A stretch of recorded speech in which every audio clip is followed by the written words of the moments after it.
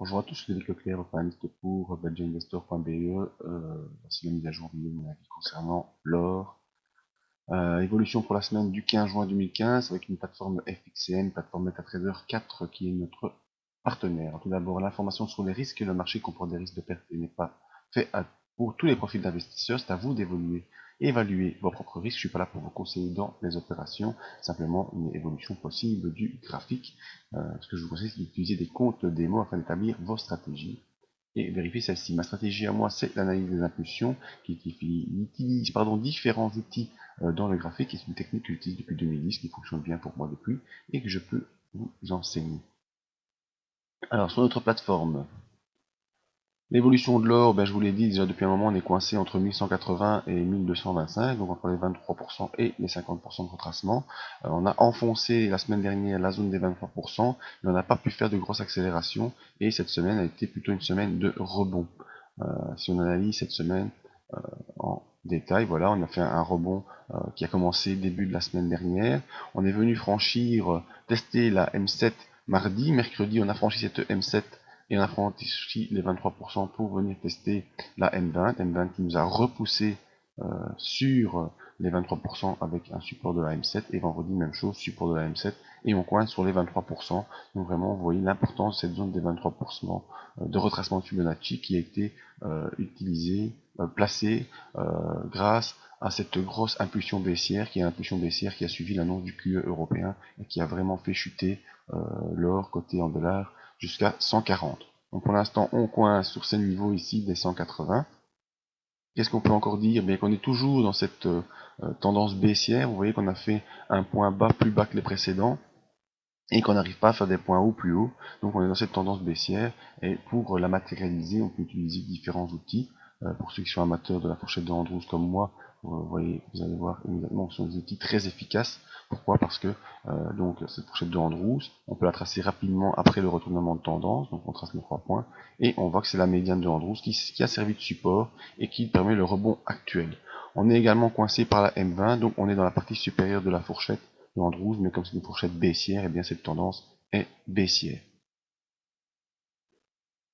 Pour ceux qui préfèrent d'autres outils, bien il y a également la possibilité de tracer ce canal baissier. Voilà.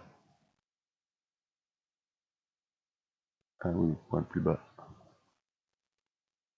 Là, donc on est dans ce canal baissier également. Tant qu'on ne sera pas sorti de ce canal ou sorti de cette fourchette baissière, voilà, comme ça vous avez tous les outils ensemble. Voilà, tant qu'on n'est pas sorti au-dessus de cette ligne verte, on ne pourra pas rejoindre la ligne bleue. Et si on rejoint la ligne bleue, qu'on la dépasse, on aura encore les 38% à repasser. Donc vous voyez qu'on est vraiment en dessous de beaucoup d'obstacles.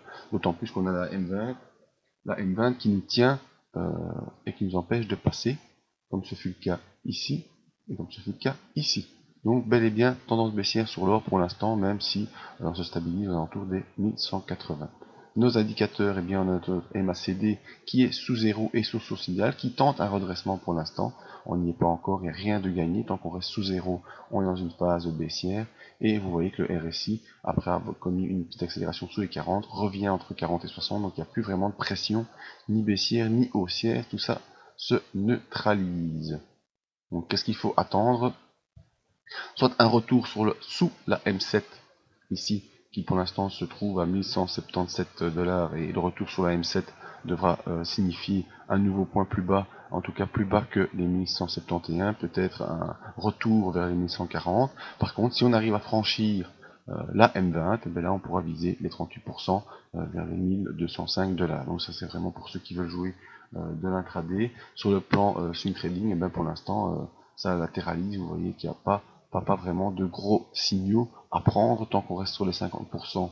On est plutôt dans une marge qui pourrait aller entre 50 et 0. Seul le franchissement au-dessus des 50% pourra donner un espoir de retourner vers les 1300, mais ce n'est pas le cas pour l'instant. Tous les moyens de me contacter pour le site. Si l'intraday vous intéresse, on fera certainement une séance samedi, pardon pas samedi, le 16 juin dans l'après-midi. Alors si vous voulez utiliser une plateforme de démo pour nous suivre, eh bien c'est très facile, vous venez sur la page CFD Forex.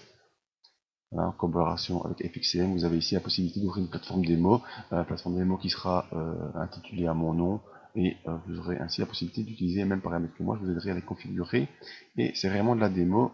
Ensuite, vous ferez ce que vous voulez pour reprendre de vraies positions ou pas. Très important également à faire, c'est, si ce n'est pas déjà fait, venez vous inscrire à la mailing list en fond de page pour ne rien rater de toutes nos infos et de tous les événements. À tout bientôt.